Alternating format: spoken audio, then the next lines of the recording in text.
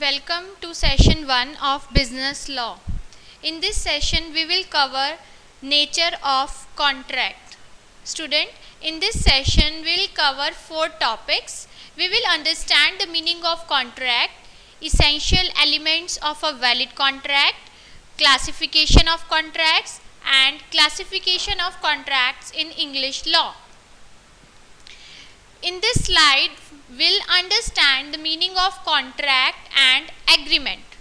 As per section 2, subsection H of the Indian Contract Act 1872, an agreement enforceable by law is known as contract, right? So contract क्या है? कोई भी agreement जो कि law enforceable करता है उसे हम कॉन्ट्रैक्ट बोलते हैं और ये डेफिनेशन इंडियन कॉन्ट्रैक्ट एक्ट में डिफाइंड है. अब हम समझते हैं कि एग्रीमेंट क्या है. एग्रीमेंट क्या होता है? In Indian contract act section 2 subsection E it defines every promise and every set of promises forming consideration for each other, that is called agreement. Agreement means कोई भी एक पार्टी दूसरी पार्टी से प्रॉमिस करती है कोई किसी भी चीज़ के एक्सचेंज में for some consideration, that is called what? Agreement, right? जैसे अगर हम बात करें कि X ने ऑफर दी Y को to sell his car for ₹1 lakh. So यहाँ पर Y ने क्या किया? एक्सेप्ट कर लिया ऑफर. तो इस ऑफर को हम क्या बोलेंगे? This offer after acceptance it becomes promise and this promise is called agreement, right? तो अभी हम बात कर रहे हैं एग्रीमेंट एलिमेंट्स की. यहाँ पर हम इंक्लूड करते हैं 2 एलिमेंट्स को. There are 2 elements in agreement. One is offer and another one is acceptance of that offer, right? So by this we can say that agreement is equal to offer plus acceptance, right? जैसे अभी हमने example लिया कि अगर X offer दे रहा है Y को कि वो अपनी सेल कर रहा है कार 1 लाख की, तो X is offering something. And if Y accept that offer, that means acceptance is given by Y to that offer and it becomes agreement between both the parties. Now let's see what agreements are contracts, right? हम कह सकते हैं कि सभी agreements contract नहीं होते but सभी contracts agreement होते हैं. So all the agreements are not studied under Indian Contract Act as some of them are not contracts, right? तो agreement सभी agreement को हम contract नहीं बोल सकते क्योंकि agreement क्या है? सिर्फ एक offer और acceptance को हम agreement बोलते हैं. ज़रूरी नहीं है कि वो उनकी enforceability by law हो, right? But जब कॉन्ट्रैक्ट में जब एग्रीमेंट में एनफोर्सिबिलिटी ऑफ एन एग्रीमेंट ये इंग्रेडिएंट इंक्लूड हो जाता है तो हम उसे बोलेंगे contract. So we can say that contract is equal to agreement plus enforceability of an agreement. That is legal obligation जब अराइज होती है किसी भी एग्रीमेंट की तो उसे हम कॉन्ट्रैक्ट की कैटेगरी में डालते हैं, right? So only those agreements which are enforceable by law they are considered as contracts. Now let's see contract. It consists of 2 elements, that is agreement and obligation. अभी हमने बात की agreement क्या है? Offer and acceptance. Offer by one party and acceptance by another party, that is agreement. तो यहाँ पे एक promise होना चाहिए but वो promise उस प्रॉमिस की एक लीगल ऑब्लिगेशन होनी चाहिए. It should be enforceable by law, then only we can say that it is a contract. अब हम एग्जांपल ले सकते हैं एक एग्रीमेंट का. फॉर एग्जांपल ए ने बी को इनवाइट किया डिनर पे in a restaurant and B accept the invitation but on the appointed day B goes to the restaurant. To his utter surprise A is not there or A is there but refuses to entertain B. तो यहाँ पर क्या है, दोनों के बीच में agreement हुआ, एक ने प्रॉमिस किया, एक ने इनवाइट किया, ऑफर दिया बी को कि आप डिनर पर आइए रेस्टोरेंट में, तो A offering dinner to B and B gives acceptance, but जब डे आया वो उस दिन ए नहीं आया, राइट, या फिर ए ने रिफ्यूज़ कर दिया बी को एंटरटेन करने के लिए, तो इस केस में बी के पास कोई रेमेडी नहीं है अगेंस्ट ए, बिकॉज इसकी कोई लीगल ऑब्लिगेशन नहीं है, ये जस्ट एक प्रॉमिस और एक्सेप्टेंस है. So in this case A is present in the restaurant but B fails to turn up and then A has no remedy against B. तो इसी तरीके से ए के पास भी कोई रेमेडी नहीं होगी बी के लिए अगर बी टर्न अप नहीं होता है तो, right? So it is just an agreement. Now let's see what is the example of contract, what it says, right? In this, A agrees to sell his motor bicycle to B for 5,000. A ने agree किया कि वो अपनी motor bicycle B को बेचेगा कितने की, 5,000 की. The agreement gives rise to a legal obligation on the part of A to deliver the motorcycle to B, right, and on the part of B to pay 5,000 to A. अब यहाँ पर देखिए A ने offer दिया B को कि वो motor bicycle 5,000 की दे रहा है और B ने उस चीज़ को एक्सेप्ट किया. A की ऑब्लिगेशन है मोटर बाइसिकल देने की B को और B की ऑब्लिगेशन है 5,000 रुपीज़ पे करने की A को, राइट. सो ये क्या है, एक एग्रीमेंट है प्लस ये इसमें एनफोर्सिबिलिटी बाय लॉ है, तो इसीलिए इस एग्रीमेंट को हम बोलेंगे कॉन्ट्रैक्ट. तो यहाँ पर अगर ए डिलीवर नहीं करता है मोटर बाइसिकल बी को, then in this case B can go to a court of law and he can file a suit against A for non performance of the promise on the part of A, right?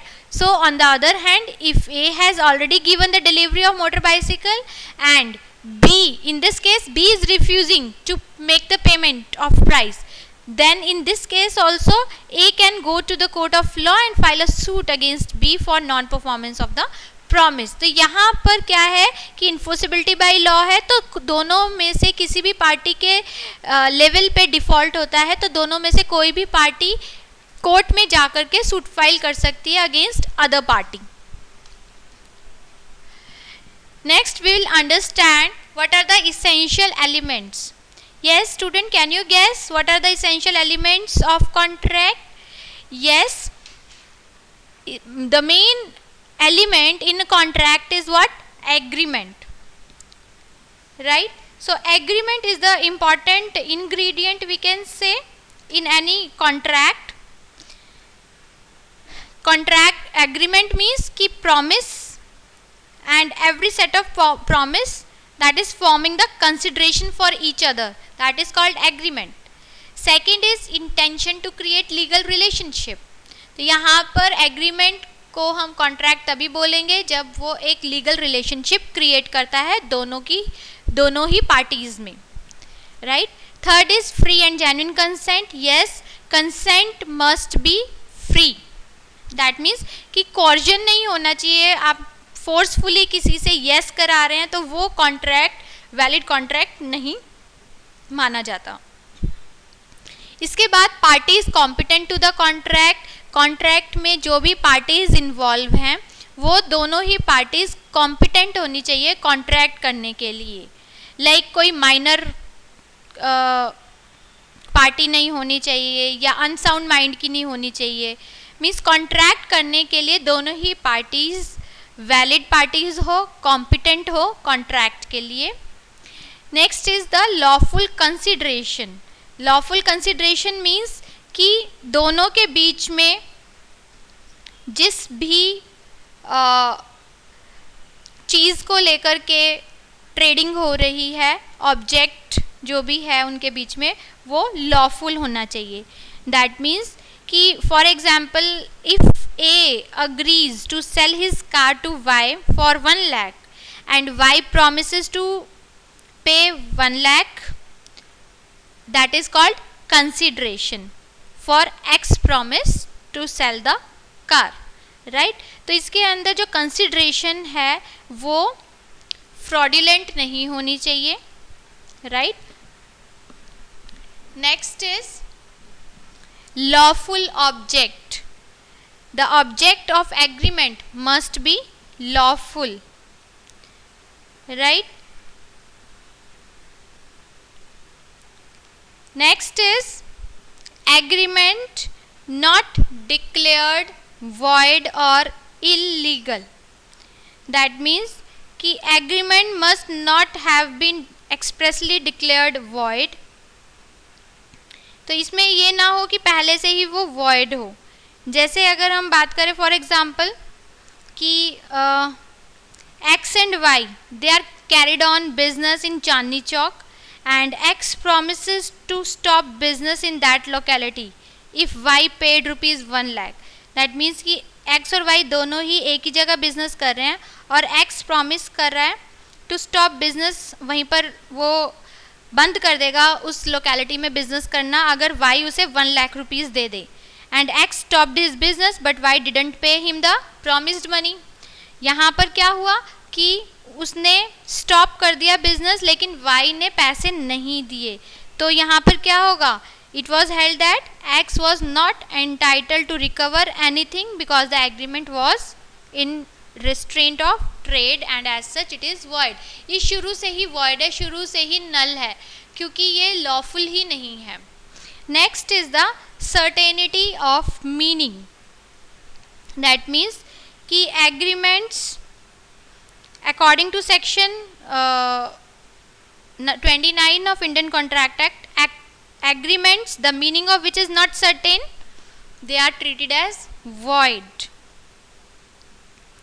That means कि जो भी contract हो रहा है दोनों parties के बीच में उनका सम कुछ मीनिंग होना चाहिए, सर्टेन होना चाहिए और वो meaning. For example X a dealer of different types of oil, right? And he agreed to sell 100 tons of oil to Y. X एक डीलर है जो कि ऑयल का ट्रेडर है और वो 100 टन्स बेचने को तैयार है, एग्री कर रहा है Y को. तो ये एग्रीमेंट क्या है? वॉइड है क्योंकि it is on the ground of uncertainty, क्योंकि ये क्लियर नहीं है कि वो किस टाइप का ऑयल बेचेगा पर्सन Y को, राइट? तो this is what certainty of meaning. कुछ मीनिंगफुल होना चाहिए contract. Next is the possibility of performance. Means कोई भी ऐसा एग्रीमेंट जो कि इम्पॉसिबल हो करने में तो वो उसको हम क्या बोलेंगे? Void, right? तो फॉर एग्जाम्पल अगर हम बात करें कि X अग्री करता है Y के साथ कि वो कुछ डिस्कवर कर देगा बाय मैजिक, कोई ट्रेजर डिस्कवर कर देगा by magic and Y agrees to pay 1000 to Y. तो ये क्या है? एक इम्पॉसिबल एक्ट होगा और इस एग्रीमेंट को हम वॉइड बोलेंगे, इस कॉन्ट्रैक्ट को हम वॉइड बोलेंगे. लास्ट आता है necessary legal formalities. That means कि एग्रीमेंट ऐसा होना चाहिए जो कि सारी लीगल फॉर्मेलिटीज़ कंप्लाई करता हो. सारी नेसेसरी फॉर्मेलिटीज़ राइटिंग में, registration, in terms of stamping, ये सब लीगल फॉर्मेलिटीज़ कंप्लीट हो तभी हम उसको एक वैलिड कॉन्ट्रैक्ट बोलेंगे.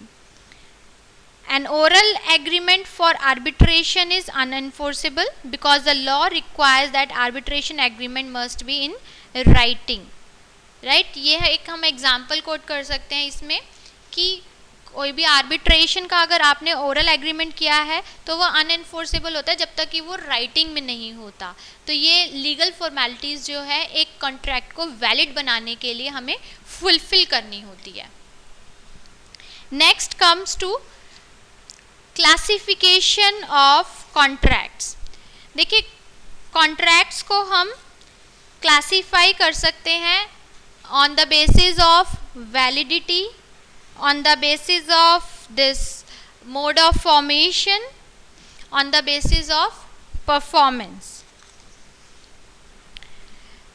Let's see classification according to this validity और इन्फोर्सिबिलिटी. तो इसके बेस पे हम क्लासीफाई करते हैं. पहला आता है वैलिड कॉन्ट्रैक्ट. वैलिड कॉन्ट्रैक्ट ये वो कॉन्ट्रैक्ट्स होते हैं जिसमें कि हर एलिमेंट एक कॉन्ट्रैक्ट को बनाने के लिए अवेलेबल होता है, right. So that is called valid contract.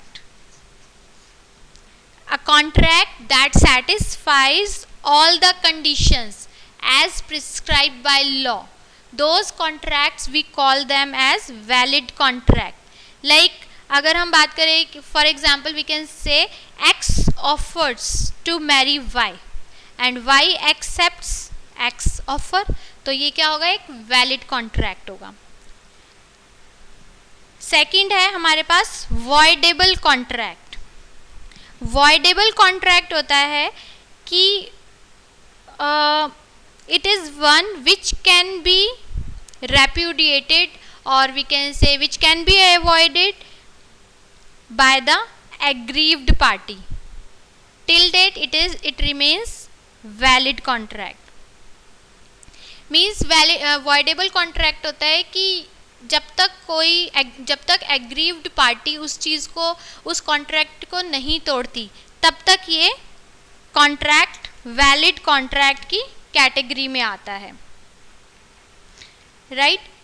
क्योंकि वॉइडेबल कॉन्ट्रैक्ट में जो कंसेंट होती है वो पार्टी की फ्री नहीं होती, because the consent of the party is not free, तो इसीलिए हम वॉइडेबल बोलते हैं. लाइक किसी कोर्जन में आपने कोई कॉन्ट्रैक्ट किया है तो इट डिपेंड्स कि वो कॉन्ट्रैक्ट एग्जीक्यूट होता है या नहीं होता है. It depends on the aggrieved party, right. Next third is the void contracts और एग्रीमेंट. वॉइड कॉन्ट्रैक्ट्स होते हैं a contract which ceases to be enforceable by law, उनको हम बोलेंगे void. Like for example we can say X offers to marry Y and Y accept X offer, later on Y dies. So ये हमारा एक valid contract था. This contract was valid at the time of formation, लेकिन Y की death होने से ये contract void contract हो गया, right. Now let's see what are illegal contracts. Illegal contracts is one, ये ऐसे होते हैं जिसमें ऑब्जेक्ट ही हमारा अनलॉफुल होता है, राइट. जैसे अगर हम किसी को मारने के लिए कुछ कॉन्ट्रैक्ट करते हैं तो वो हमारा इलीगल कॉन्ट्रैक्ट में आएगा. Next is the unenforceable contract. Unenforceable contract होंगे, it's a contract which is actually valid but enforceable नहीं हो सकते. किसी भी वजह से, कोई टेक्निकल डिफेक्ट की वजह से, लाइक राइटिंग में नहीं है या स्टैम्पिंग नहीं हुई, कोई लीगल फॉर्मेलिटी कंप्लीट नहीं हुई, जिसकी वजह से ये अनएनफोर्स्ड रह जाते हैं, तो ये हमारे अनएनफोर्सेबल कॉन्ट्रैक्ट की कैटेगरी में आते हैं. जैसे अभी हमने एग्जांपल लिया कि अगर आर्बिट्रेशन का हम ऑरल एग्रीमेंट करते हैं तो वो अनएनफोर्सेबल बाय लॉ होगा, क्योंकि वो लीगल फॉर्मेलिटीज़ कंप्लीट नहीं कर रहा राइटिंग की, राइट. तो ये दिया हुआ है, contract to constitute a valid contract must have all the essential elements. Voidable is one by which repudiated at the will of one party, and an agreement which is not enforceable either of the party, that is called void.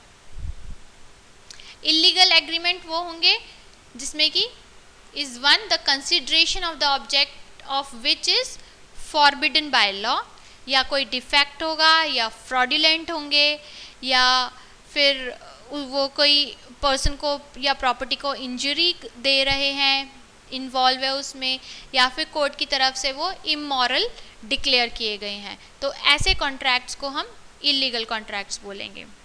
अनएनफोर्सेबल contracts, they are not void and voidable, but they are not enforced by law in the court, right? Now let's see classification according to the mode of formation. There are different modes of formation of the contract, like express contract, the terms of contract that may be stated in terms of words, या तो spoken words हो सकते हैं या writing में हो सकता है, तो वो क्या होंगे हमारे एक्सप्रेस कॉन्ट्रैक्ट्स। उसके बाद आते हैं implied contract. The terms of contract may be inferred from the conduct of the parties or from the circumstances of the case. Implied contract होते हैं कि पार्टी के बिहेवियर से पता लगता है कि वो कॉन्ट्रैक्ट में है, तो ऐसे कॉन्ट्रैक्ट्स को हम बोलेंगे इम्प्लाइड कॉन्ट्रैक्ट्स। उसके बाद on the basis of performance हम डिवाइड करते हैं एग्जीक्यूटेड एंड एग्जीक्यूटरी कॉन्ट्रैक्ट्स में और यूनिलेटरल एंड बायलेटरल कॉन्ट्रैक्ट्स में। Executed contracts is one wholly performed, nothing remains to be done in terms of contract. Executed contracts होते हैं जो कि हो चुके हैं, जो उसमें कुछ भी नहीं बाकी बचा है। जैसे अगर एक्स ने ऑफर दी वाई को अपनी कार सेल करने के लिए 1 लाख की और वाई ने एक्सेप्ट किया एक्स के ऑफर को, तो यहाँ पे अगर एक्स डिलीवरी देता है वाई को और वाई उसकी पेमेंट कर देता है उसकी टाइमली, तो ये हम एग्जीक्यूटेड कॉन्ट्रैक्ट की कैटेगरी में डालेंगे। एग्जीक्यूटरी कॉन्ट्रैक्ट क्या होंगे? एग्जीक्यूटरी कॉन्ट्रैक्ट्स होंगे, इट्स अ कॉन्ट्रैक्ट जहाँ पे दोनों ही पार्टीज अभी अपनी ऑब्लिगेशंस उन्होंने अभी कंप्लीट नहीं की है, वो होंगे एग्जीक्यूटरी कॉन्ट्रैक्ट्स।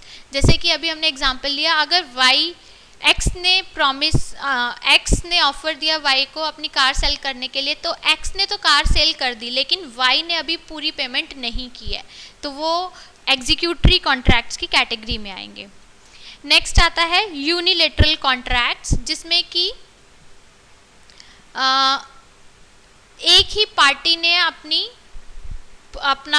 ऑब्लिगेशन फुलफिल कर दी है, तो उसको हम बोलेंगे यूनिलेटरल कॉन्ट्रैक्ट, एक ही पार्टी की साइड से हुआ है। और अगर दोनों ही पार्टीज अपनी ऑब्लिगेशंस फुलफिल कर देती हैं तो उसको हम बोलेंगे बाइलेटरल कॉन्ट्रैक्ट। उसके बाद in English law contracts are classified into formal contracts and simple contracts, right. Let's see formal contracts क्या होंगे? These are those whose validity और legal force is based upon form lone alone, अपने आप मतलब जिनके अंदर प्रॉपर लीगल फॉर्मेलिटीज जिनकी complete है, प्रॉपर वैलिड हैं, उनको हम फॉर्मल कॉन्ट्रैक्ट्स बोलेंगे। तो ये formal contracts contract of record भी हो सकते हैं और ये अंडर सील भी हो सकते हैं। And all the contracts other than formal contracts, they are considered as simple contracts। तो सिंपल कॉन्ट्रैक्ट्स कौन से होंगे? जो कि ऑरल हो सकते हैं, राइटिंग में हो सकते हैं, या फिर दोनों में से किसी भी पार्टी के बिहेवियर से वो डिपिक्ट कर रहे हैं कि वो कॉन्ट्रैक्ट करना चाहते हैं, तो that is implied by conduct. So this is the end of this first session. At the end, student, here you give two answers for the questions. First question is define the elements of contract, and second is what are the classification of Indian Contract Act. Thank you very much.